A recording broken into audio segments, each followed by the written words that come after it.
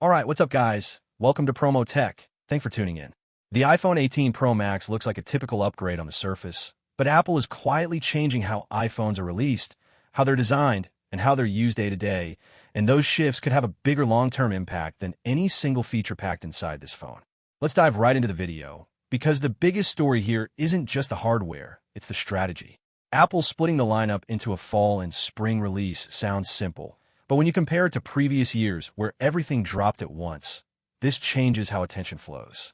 Instead of one big hype cycle that fades, Apple now controls the conversation for almost the entire year.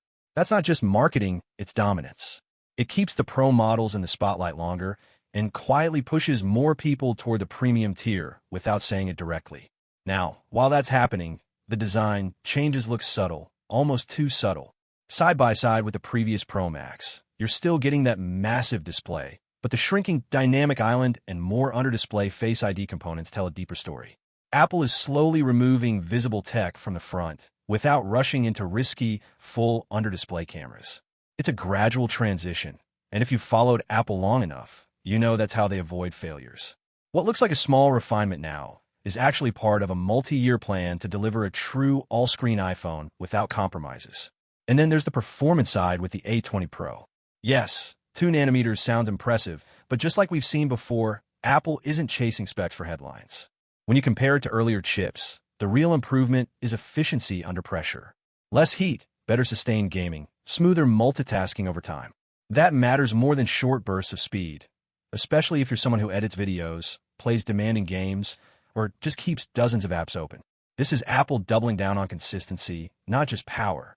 Now here's where things start to shift in a more noticeable way, the camera system.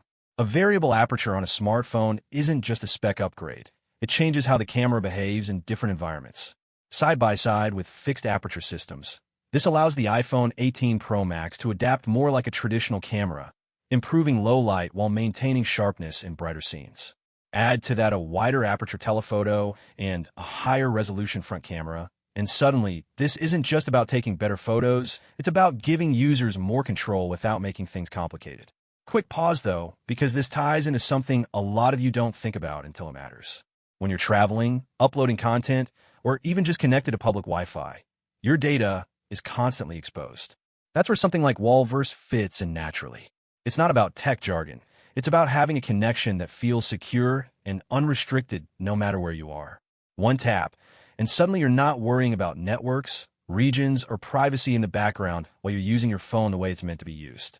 Coming back to the iPhone 18 Pro Max, the battery story might be one of the most underrated upgrades here. On paper, a larger battery and slightly thicker design might not sound exciting, but when you compare it to ultra-thin phones that struggle to last a full day, this is Apple prioritizing real usage. And that's a shift. Instead of chasing slimness, they're focusing on reliability. That alone tells you Apple is paying attention to how people actually use their devices, not just how they look in ads. And then there's connectivity. Satellite messaging evolving beyond emergencies might not seem like a daily feature, but think about it long term. This is Apple slowly building a system where your phone stays connected even when traditional networks fail. Compare that to current smartphones that become useless without signal, and you start to see where this is heading. It's not just a feature, it's a foundation for future communication. Now, the most interesting piece in all of this is sitting quietly in the background, the foldable iPhone.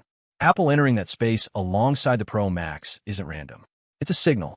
They're not replacing the iPhone, they're expanding what it can be. And historically, when Apple introduces a new category, they wait until the technology aligns with their standards.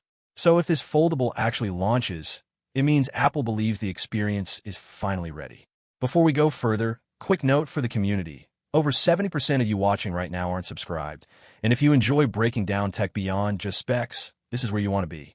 It's about understanding what these changes really mean, not just what's on paper.